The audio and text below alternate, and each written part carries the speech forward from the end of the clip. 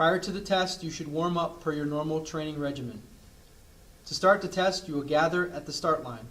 At the signal, begin to run as fast as possible until you reach the finish line or complete 9 laps.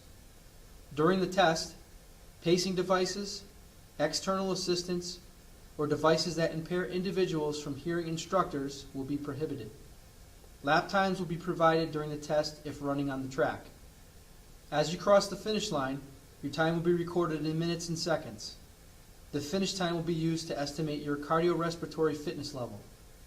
After finishing the test, continue to walk slowly for 5 minutes to cool down.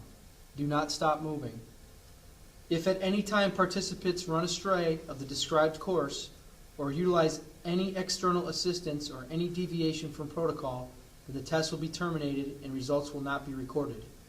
If you feel any distress during or after the test, inform a test administrator and do not continue.